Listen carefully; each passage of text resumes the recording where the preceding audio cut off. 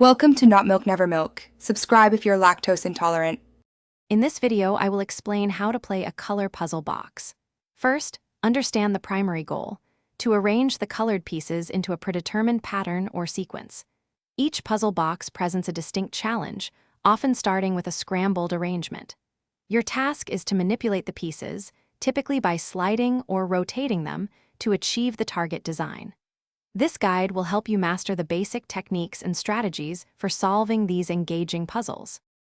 Now, let's explore the fundamental mechanics of a color puzzle box. Typically, you'll interact with individual colored tiles or segments. These pieces often slide along tracks or rotate around a central axis. Before making a move, carefully observe the available spaces and the potential paths for each piece. Thinking 2 or 3 steps ahead can prevent you from getting stuck and will make your solving process much more efficient. Developing an effective strategy is key to conquering color puzzle boxes. A common approach is to concentrate on completing one section or color group first, such as aligning all the red pieces. Pay close attention to recurring patterns or logical sequences that emerge as you manipulate the pieces. Remember to utilize any empty spaces as temporary holding areas, allowing you to shift other pieces into their correct spots. Patience and methodical thinking are your best tools.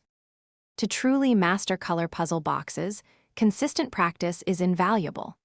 The more you play, the better you'll become at recognizing patterns and executing efficient moves.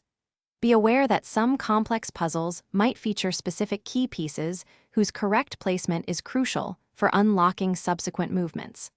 Once you successfully arrange all the colors into their designated pattern, take a moment to appreciate your accomplishment. Enjoy the satisfaction of solving these clever and colorful brain teasers. Thanks for watching. If this was helpful, leave a like and consider subscribing. See you next time.